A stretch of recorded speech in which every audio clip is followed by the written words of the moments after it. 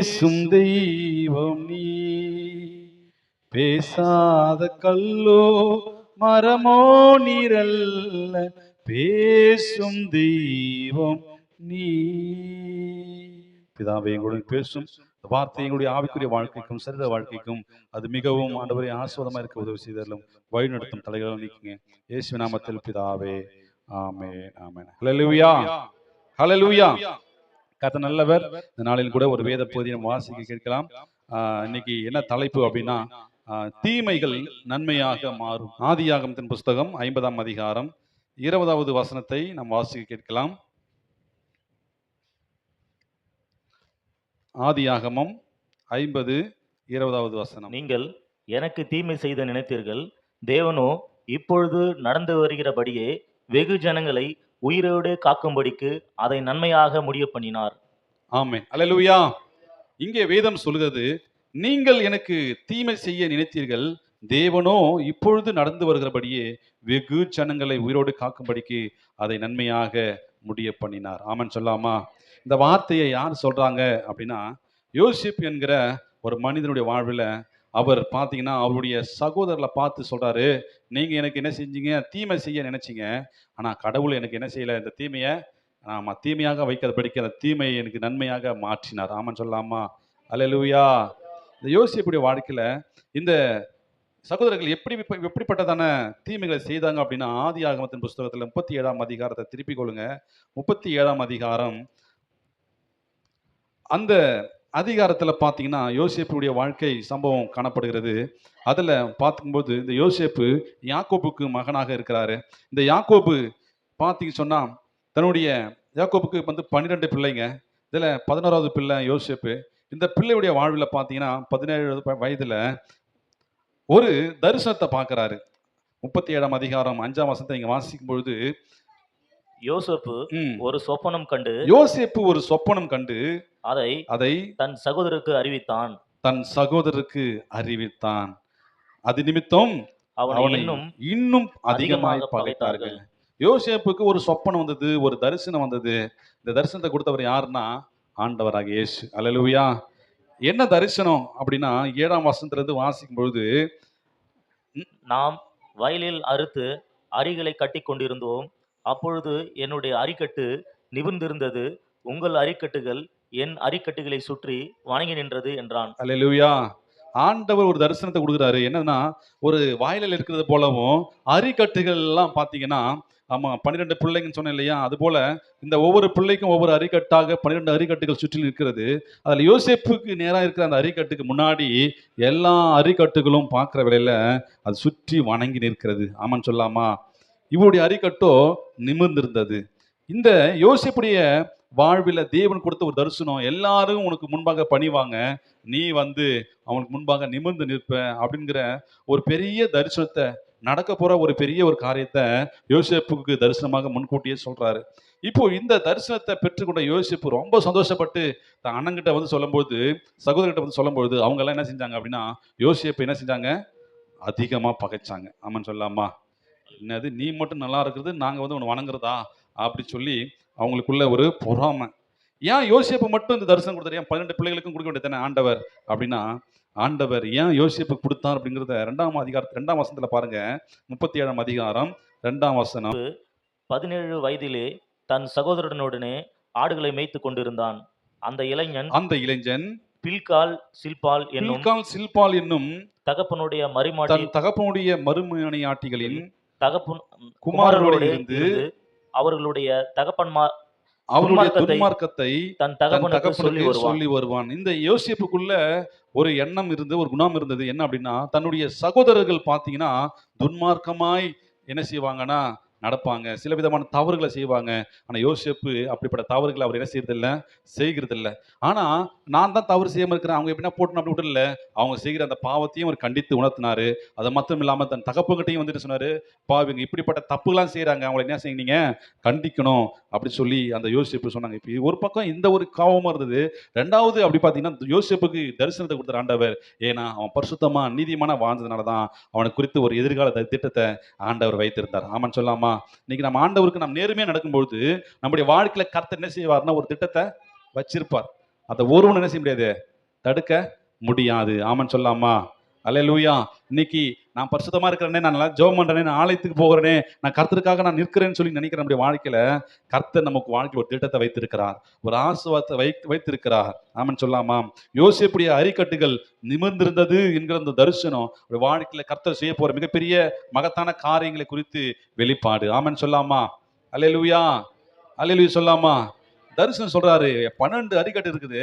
அந்த அரிக்கட்டு என் அரிக்கட்டுக்கு முன்னாடி உங்க அரிக்கட்டுல என்ன பண்ணுது? தலை வணங்கி நிக்குது. ஏன் என் அரிக்கட்டு நிக்குது? நான் கர்த்தரை உண்மையா தேடுறேன். ஆமென் சொல்லாமா?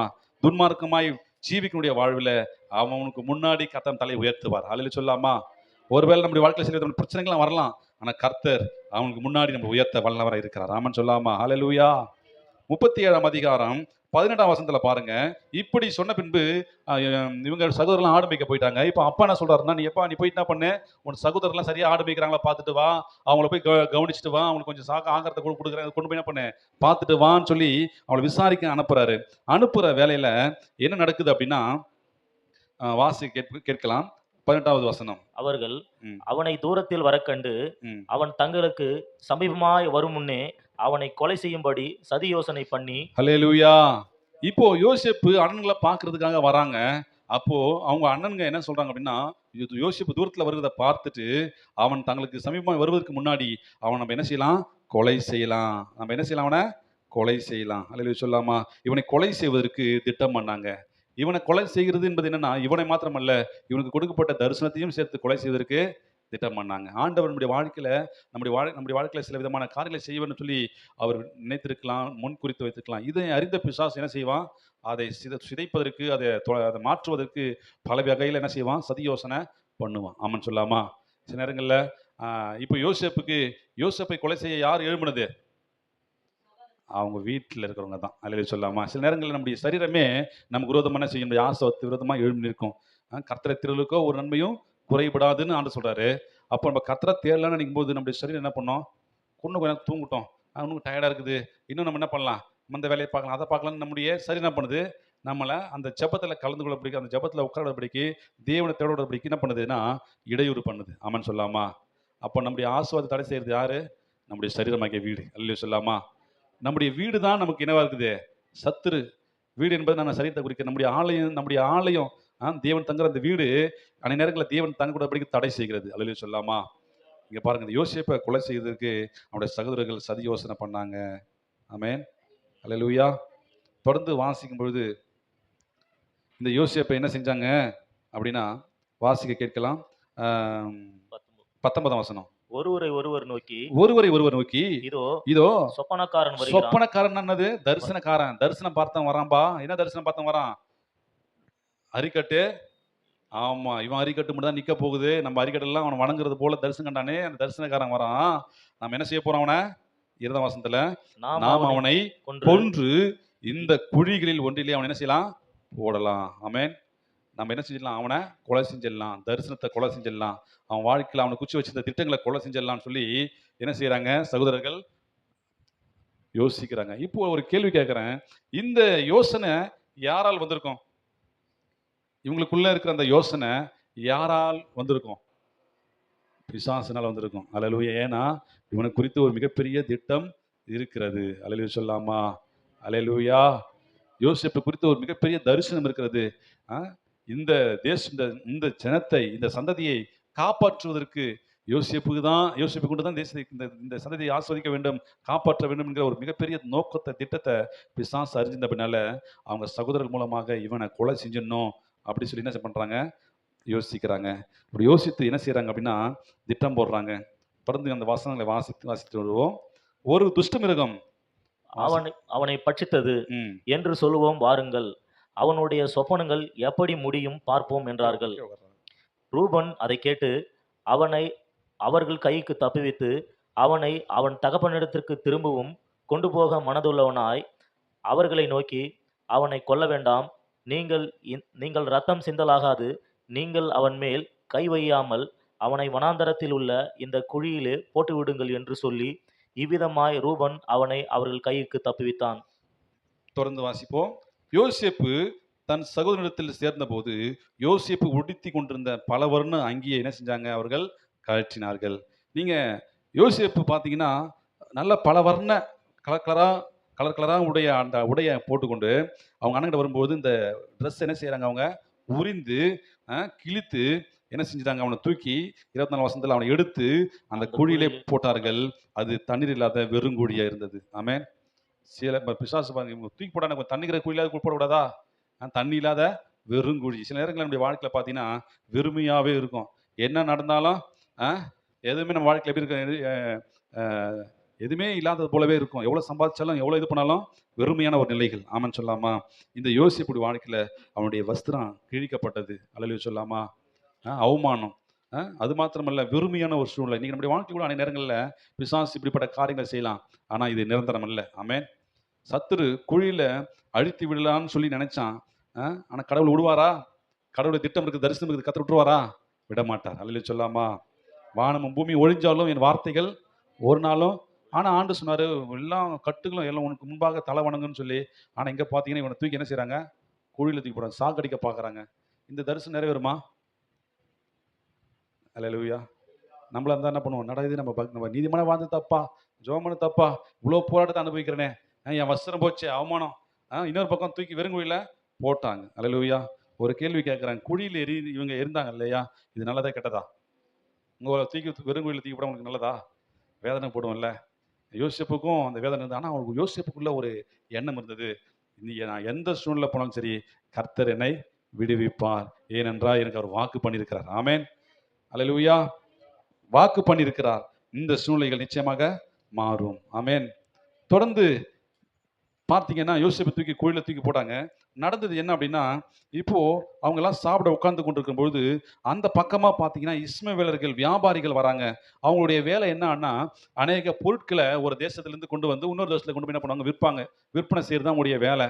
அப்படியே பார்த்தீங்கன்னா, இவங்க நெறைய பொருட்களையும் விற்பாங்க. அதேபோல மனுஷங்களையும் விற்பாங்க. அடிமையாக ஜனங்கள் என்ன செய்வாங்க, கொண்டு போயிட்டு இன்னொரு தேசத்துல அடிமையாக விற்பாங்க. அதனால அவங்களுக்கு காசு கிடைக்கும். அப்படிப்பட்டவங்க பார்த்தீங்கன்னா, ஒட்டகங்கள்ல நெறைய வந்து கொண்டிருக்கிறாங்க. வந்து கொண்டிருக்கும்பொழுது, இப்போ நடக்கிறது என்ன தெரியுமா? 26ஆம் வசனத்த பாருங்க. யூதா என்கிறவன் என்ன பண்றான்னா, இவன வந்து நம்ம சாகடிக்கிறதுனால நமக்கு என்ன பிரயோஜனம்? இவன சாகடிச்சு, இவன ரத்தத்த மறைக்கிறதுனால நமக்கு என்ன பிரயோஜனம்? அதுக்கு பதில் நம்ம என்ன செஞ்சிடலாம், இவன வித்தரலாம். யார வித்தரலாம்? யோசேப்ப, நம்ம தம்பிய வித்தரலாம். கொஞ்சம் யோசிச்சு பாருங்க. ஏற்கனவே அவன் ட்ரெஸ்ஸ உரிஞ்சுட்டாங்க. 2வது என்ன பண்ணிட்டாங்க? வெறுங்குழியில தூக்கி போட்டாங்க. 3வது என்ன செய்றாங்க இவங்க? இவன என்ன செஞ்சிடலாம்? நாடு கடத்தி வித்தரலாம். அடிமையா என்ன செஞ்சிடலாம்? வித்தரலாம். அல்லேலூயா. இன்னைக்கு உங்க வாழ்க்கையில கூட இப்படிப்பட்ட துரோகங்கள் நம்ம வாழ்க்கையில நம்ம சந்திச்சிருக்கலாம். ஆமென். சில விதமான காரியங்கள் இங்க நடக்குது பாருங்க. 27ஆம் வசனம் பாருங்க. வாசிங்க. அவனை ம். இந்த இஸ்மவேலருக்கு ம். விற்று போடுவோம் வாருங்கள். ம். நமது கை அவன் மேல் படாதிருப்பதாக. அவன் நம்முடைய சகோதரனும் நம்முடைய மாம்சமாய் இருக்கிறானே என்றான். ம். அவன் சகோதரர் அவன் சொல்லுக்கு இணங்கினார்கள். தொடர்ந்து வாசிங்க. அந்த வர்த்தகரான மீதியானியர் கடந்து போகிறபோது அவர்கள் யோசேப்பை அந்த குழியிலிருந்து தூக்கி எடுத்து அவனை இஸ்மவேலர் கையில் 20 வெள்ளிக்காசுக்கு விற்று போட்டார்கள். அவர்கள் யோசேப்பை எகிப்திற்கு கொண்டு போனார்கள். ஹல்லேலூயா. இங்க ஒரு வார்த்தை நீங்க கவனிச்சீங்களா? 28ஆம் வசனத்துல, அந்த வர்த்தகரான மீதியானர் கடந்து போகிறபோது அவர்கள் யோசேப்பை அந்த குழியிலிருந்து தூக்கி எடுத்தார்கள். யார் தூக்கி எடுத்தது? யார் தூக்கி எறிஞ்சது? யார் தூக்கி எறிஞ்சானோ அவன் கையாலேயே கர்த்தர் என்ன செய்வாரு? தூக்கி எறிவா தூக்க தூக்கி தூக்கி எறிந்தவனே அவன் கைகளாலே தூக்க வைப்பார் ஆண்டவர். ஆமென் சொல்லாமா? அல்லேலூயா. இவனை அழிச்சிடணும் அப்படின்னு நினைச்சான். அவன் கையாலேயே கர்த்தர் காப்பாற்ற வச்சாரா இல்லையா? அல்லேலூயா சொல்லாமா? இந்த யோசேப்பு வந்து பார்த்தீங்கன்னா, இயேசு கிறிஸ்துவுக்கு முன் அடையாளமா இருக்கிறாங்க. இயேசுவுக்கு என்னெல்லாம் நடந்துச்சோ அதெல்லாம் யோசேப்பின் வாழ்க்கையில செய்து செய்து பார்க்கப்பட்டது. உதாரணத்துக்கு இயேசுவினுடைய வஸ்திரத்த என்ன செஞ்சாங்க? உரிஞ்சாங்களா இல்லையா? இயேசுவை வெள்ளி காசுக்கு வித்தாங்களா வைக்கலையா? அ அதுபோல இந்த யோசேப்புடைய வாழ்க்கையில கூட பார்த்தீங்கன்னா, வஸ்திரங்கள் கழற்ற நிலை, அ அ க அங்கேயே கழற்றினாங்க, காசுக்கு வித்தாங்க. அ தொடர்ந்து நீங்க வாசிக்கும் பொழுது, இந்த யோசேப்ப வெறுங்குழியில தூக்கி எறிந்தவன என்ன செய்றான் அப்படின்னா, கர்த்தர் அவன் கையாலேயே தூக்க வைக்கிறார். ஆமென் சொல்லாமா? அல்லேலூயா. ஆமா. கர்த்தர் அவன் முன்னாடி, ஆமா, அழிக்கணும்னு நினைச்ச முன்னாடி கர்த்தர் காப்பாற்ற செஞ்சார். தொடர்ந்து நான் வாசிக்கும்பொழுது, அவன என்ன செஞ்சுட்டாங்க அப்படின்னா, எகிப்துக்கு அடிமையாக என்ன செஞ்சுட்டாங்க? வித்துட்டாங்க. இப்ப இஸ்மவேலர்கள் என்ன செய்றாங்கன்னா, அவன அடிமையாக கொண்டு போறாங்க. கொண்டு போன பின்பு என்ன நடந்தது அப்படின்னா, 39ஆம் அதிகாரத்தை எடுத்துக்கொள்ளுங்க. 39ஆம் அதிகாரத்தினுடைய 1ஆம் வசனம் பாருங்க. யோசேப்பு எகிப்துக்கு கொண்டு போகப்பட்டான். பார்வோனுடைய பிரதானியும் தலையா தலையாரிகளுக்கு அதிபதியுமாகிய போத்திபார் என்னும் எகிப்து தேசத்தான் அவனை அவ்விடத்திற்கு கொண்டு வந்த இஸ்மவேலரிடத்தில் விலைக்கு வாங்கினான். அல்லேலூயா. 37ஆம் அதிகாரம் 36ஆம் வசனத்துல இதே மாதிரி தான் இருக்கும். 39 1 பார்க்கும்போது யார் வாங்கினது அப்படின்னா, போத்திபார் என்கிறவன்கிட்ட என்ன செஞ்சிட்டாங்க வந்து வித்துட்டாங்க. இப்போ என்ன செய்றாங்கன்னா, இப்போ யார்கிட்ட அடிமையா இருக்கிறார் யோசேப்பு? போத்திபார் என்கிற இந்த எகிப்தின் தேசத்தினுடைய அந்த ராஜாவுடைய அதிகாரிகிட்ட வந்து அடிமையா இருக்கிறாரு. இப்போ அடிமையாய் கொண்டு போகப்படுது. இவர் வந்து பார்த்தீங்கன்னா, மிகப்பெரிய ஒரு தரிசனத்தோடு கர்த்தர் தெரிஞ்சு கொண்டாரு. ஆனா நடக்கிறதெல்லாம் பார்த்தீங்கன்னாலே, ஏற்கனவே ட்ரெஸ் இல்ல. 2வது வெறுங்கையில தூக்கி போட்டாங்க. மீண்டும் பார்த்தீங்கன்னா, அவன தூக்கி என்ன செஞ்சுட்டாங்க, வெள்ளி காசுக்கு அடிமையாக என்ன செஞ்சுட்டாங்க, விற்றுட்டாங்க. இப்போ இங்க அடிமையாக அந்த எகிப்து தேசத்துல என்ன செய்றாரு, போயிட்டு அங்க இருக்கிறாரு. ஆனா வசனம் சொல்லுது 2ஆம் வசனம் பாருங்க. கர்த்தர் யோசேப்போடே இருந்தார். அல்லேலூயா. யார் கூட இருந்தது? யோசேப்பு எங்க இருக்கிறாரு? அடிமையா இருக்கிறாரு. அப்போ கூட யார் இருக்கிறது? இயேசு எப்படி தான் இருக்கிறாரு? அவர் கூட இருக்கிறாருன்னா எப்படி தான் இருப்பாரு? அவரும் அடிமை போல இருக்கிறார். அல்லேலூயா சொல்லாமா? இவன் குழியில இருந்தாரு யோசேப்பு. கூட யார் இருந்தது? கர்த்தர் இருந்தார். எங்க இருந்தாரு? குழியில இருந்தார். ஆமென் சொல்லாமா? அடிமையா கொண்டு போகப்பட்டான் பாருங்க ஒட்டகத்துல. கூட போனாரா போலையா? இவரும் கூட போனாரு. இவர் கூட இருந்தா இப்படிலாம் நடக்குமா? ஆண்டு கூட இருந்தா இதெல்லாம் நடக்குமா? ஒருவேளை நம்முடைய வாழ்க்கை இப்படி நடந்துச்சுன்னா பக்கத்துல இருக்க சொல்லுவாங்க. ஒரு ஆள் பாஸ்டர் சொல்லுவாரு, ஏம்மா கர்த்தர் கூட இருந்தா இதெல்லாம் நடக்குமா? இந்த இழப்புகள் இதெல்லாம் வருமா? அப்படின்னு நம்ம சொல்லுவோம். தேவ தரிசனம் உங்க மேல இருந்ததுன்னா, கர்த்தர் உன்னை எந்த பாதையிலையும் என்ன செய்வாரு?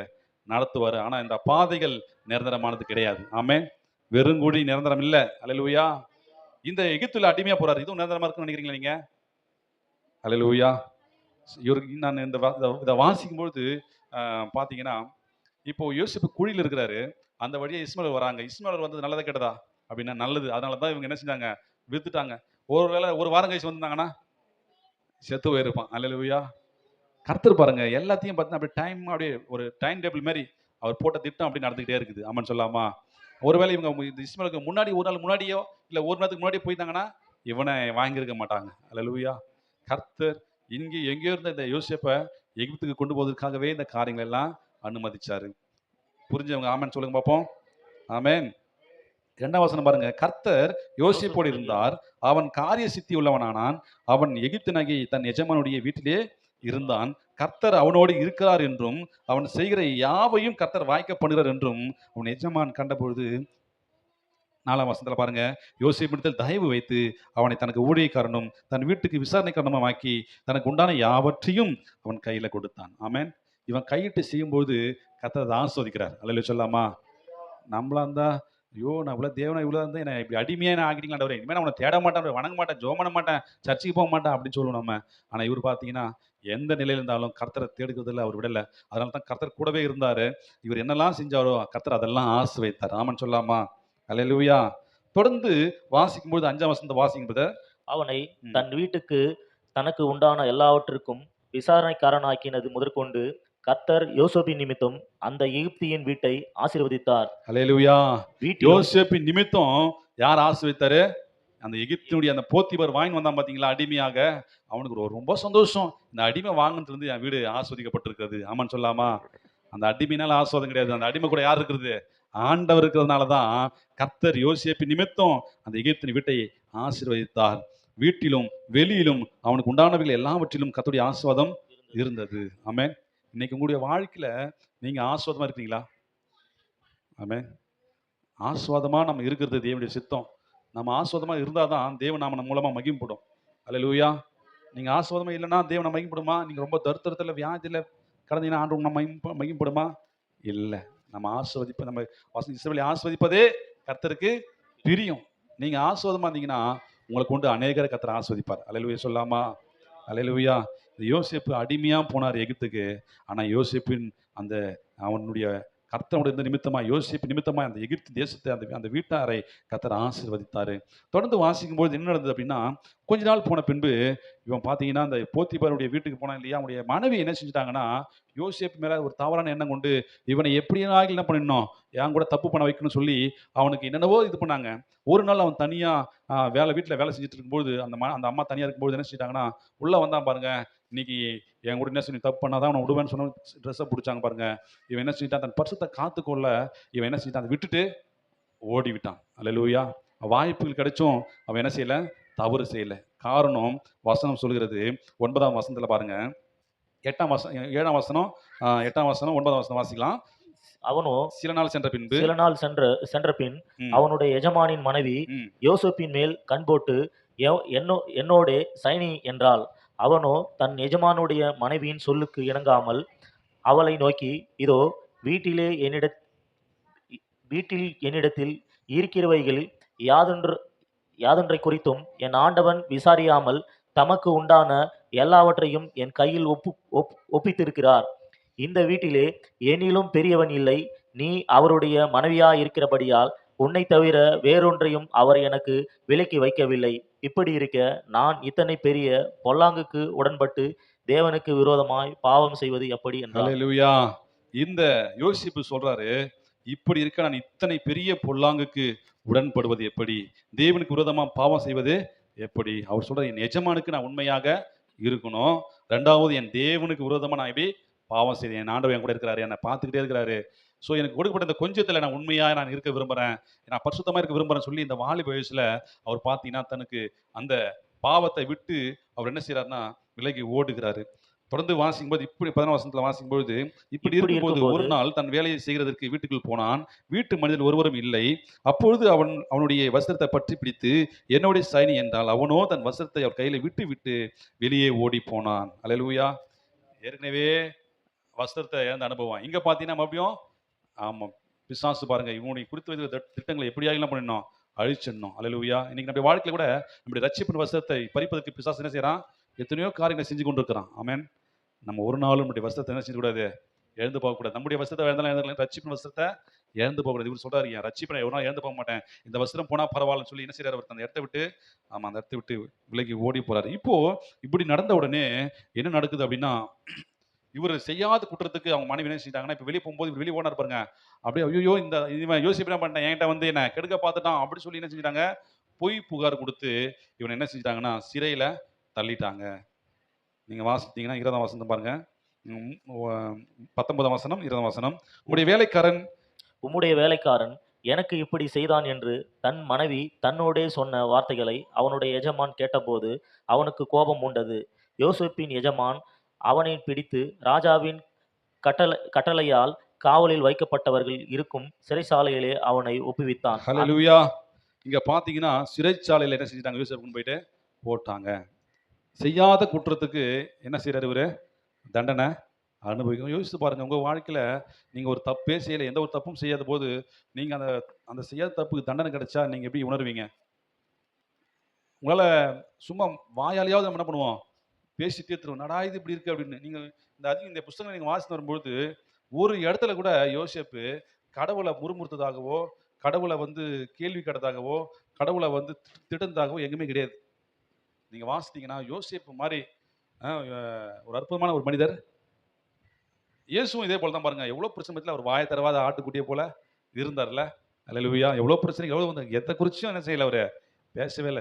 பிதாவின் சித்தம் எதுவோ அது நடக்கட்டும். இவ்வளவு விஷயம் நடக்குது. சிறைச்சாலைன்றது சாதாரண சிறைச்சாலை கிடையாது. அதெல்லாம் மிக மோசமான சிறைச்சாலை. அதுவும் அதுவும் அடிமையின் சிறைச்சாலைன்றது ரொம்ப மிக மோசமான சிறைச்சாலை. அல்லேலூயா சொல்லாமா? போட்டு தண்டனைகள்லாம் பயங்கரமா இருக்கும்.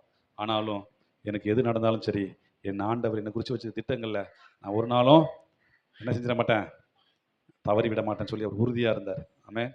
இப்படியா இருக்கும்பொழுது அந்த சிறைச்சாலையில பார்க்கும்போது ஒரு ராஜாவுக்கு ஒரு தரிசனம் வருது, ஒரு கனவு வருது.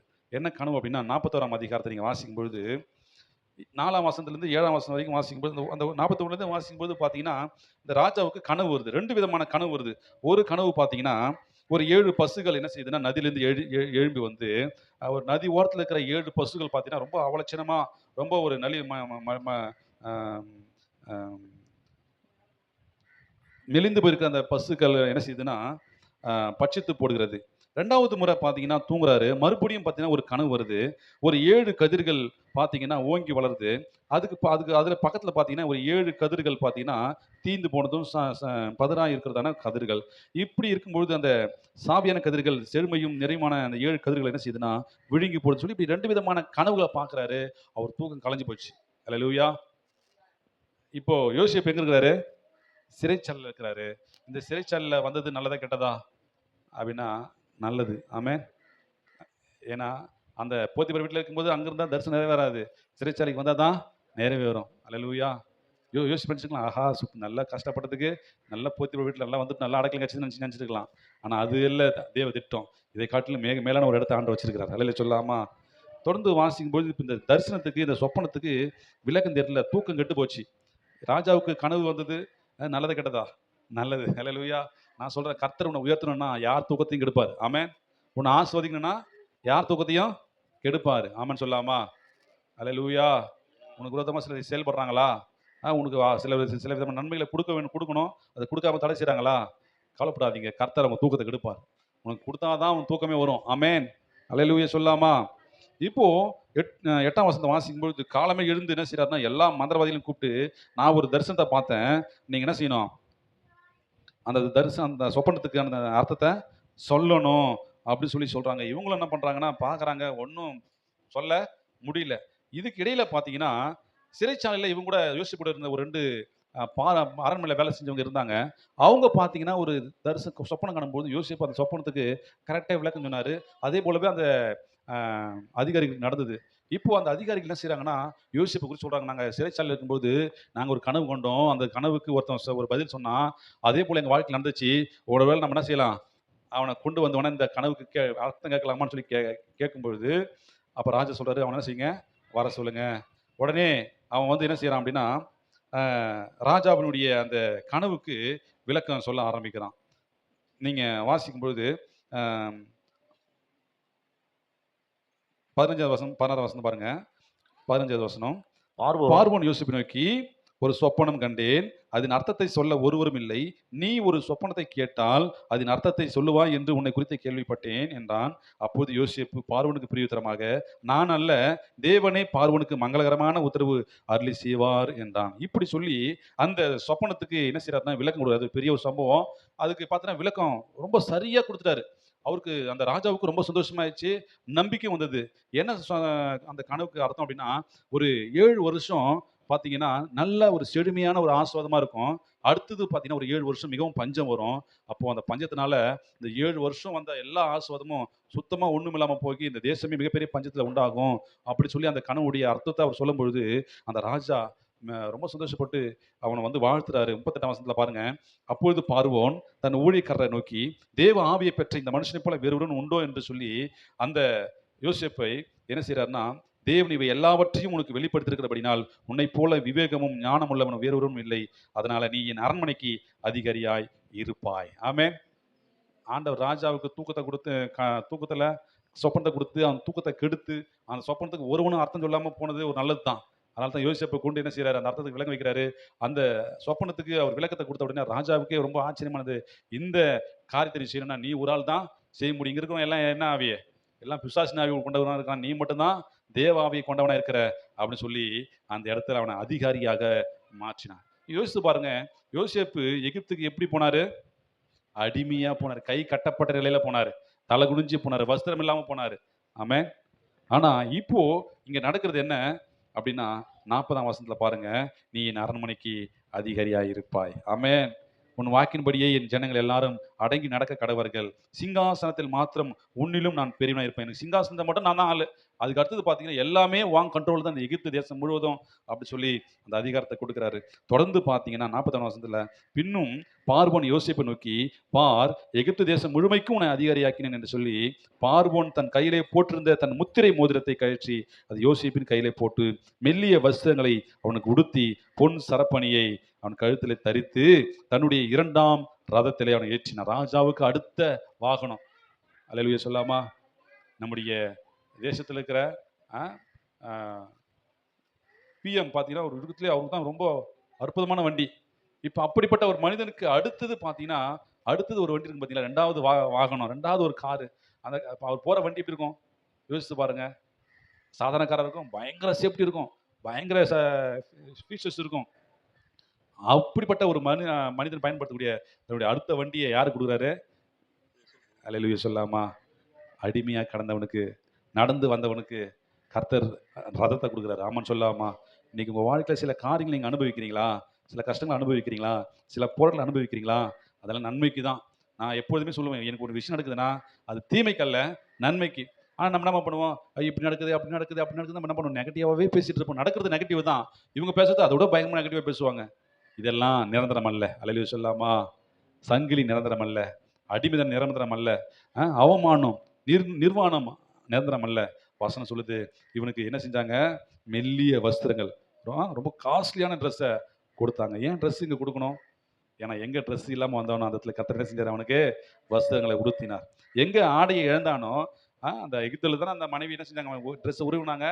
நிர்வாணமா ஓடுனா, அவமானப்படுத்தினா, அவமானம் ஜனங்க மத்தியில அவமானம் ஓடுனா இல்லையா? அதே இடத்துல கர்த்தர் என்ன செஞ்சாரு? வஸ்திரத்தினால அலங்கரித்தார். ஆமென். என்ன வஸ்திரம்? ராஜ வஸ்திரம். ஆமென் சொல்லாமா? அல்லேலூயா, அல்லேலூயா. தொடர்ந்து வாசிக்கும் பொழுது இந்த யோசேப்பு பார்த்தீங்கன்னா, அந்த இடத்துல அவர் ஆளுகை செய்றாரு, ஆட்சி செய்றாரு. அங்க இருக்கிற எல்லா காரியங்களையும் அவர் பொறுப்பெடுத்து ஜனங்கள வழி நடத்துறாரு. இப்படி வழி நடத்தி வரும்போது யோசேப்பு திருமணம் ஆகுதாங்க. யோசேப்புக்கு அந்த ராஜாவுடைய மகளையே குடுக்குறாங்க. அங்க பார்த்து 2 பிள்ளைகள கர்த்தர் குடுக்குறாரு. அப்ப 56 வசனத்துல பார்க்கும்பொழுது, அந்த யோசேப்பு சொல்றாரு, யோசேப்பு என் வருத்தம் யாவையும் என் தகப்பனுடைய குடும்பம் அனைத்தையும் நான் மறக்கும்படி தேவன் பண்ணினார் என்று சொல்லி மூத்தவனுக்கு மனாசேன்னு சொன்ன பேர் வைக்கிறாரு. 2வது பிள்ளைக்கு நான் சிறுமைப்படுத்த தேசத்துல தேவன் என்னை பழுக பெருகினார் என்று சொல்லி இளையவனுக்கு எப்ராஹிம்னு பேர் வைக்கிறார். ஆமென் சொல்லாமா? கர்த்தர் இந்த யோசேப்ப பெருக செய்தார். ஆமென் சொல்லாமா? இப்போ அந்த தேசத்துல பஞ்சம் உண்டாகிறது. 54 வசனத்துல பாருங்க, யோசேப்பு சொல்லியபடி 7 வருஷம் பஞ்சம் தொடங்கினது. சகல தேசங்களிலும் பஞ்சம் உண்டாயிற்று. ஆனாலும் எகிப்து தேசம் எங்கும் ஆகாரம் இருந்தது. இப்போ இந்த பஞ்சத்துக்காக அநேக தேசங்கள்ல இருந்து என்ன செய்றாங்கன்னா, பஞ்சம் பிழைக்க தானியம் வாங்க இங்க எகிப்துல இருக்குதுன்னு சொல்லி என்ன பண்ண கேள்விப்பட்டு வராங்க. 56 வசனம் வாசிங்க பிரதர். தேசமெங்கும் பஞ்சம் உண்டானபடியால் யோசேப்பு களஞ்சியங்களை எல்லாம் திறந்து எகிப்திற்கு விற்றான். பஞ்சம் எகிப்து தேசத்தில் வர வர கொடிதாயிற்று. சகல தேசங்களிலும் பஞ்சம் கொடிதாய் இருந்தபடியால் சகல தேசத்தார்களும் யோசேப்பினிடத்தில் தானியம் கொள்ளும்படி எகிப்திற்கு வந்தார்கள். ஹல்லேலூயா. பஞ்சம் வந்து நல்லதா கெட்டதா? நாயா இது பஞ்சம் வந்து நல்லதா? அதனால தான் நடக்க போறது இனிமே தான் பெரிய காரியம் நடக்க போகுது. ஆமான்னு சொல்லாமா? பஞ்சம் வந்தது பாருங்க.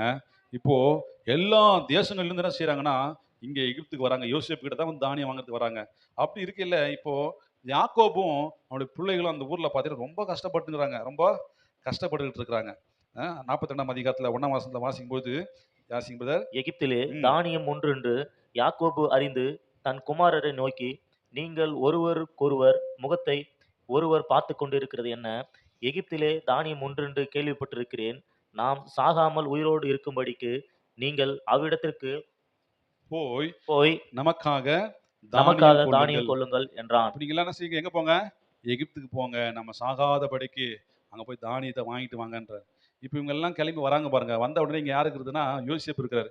இப்போ யோசேப்பு வந்து இவங்க வீட்ல இருந்தபொழுது வேற ஒரு தோற்றம். எகிப்துக்கு போன உடனே அவர் தோற்றமே வித்தியாசமான ஒரு தோற்றம். இவங்களால கண்டுபிடிக்க முடியல. அப்போ இவன் யோசேப்ப பார்க்க முடிஞ்சது. இவங்க என்ன அங்க அண்ணனுங்கலாம் வராங்கன்ட்டு.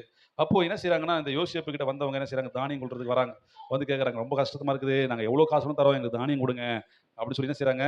யோசேப்புக்கு முன்னாடி வந்து என்ன செய்றாங்க? பணிந்து கொள்றாங்க. அல்லேலூயா.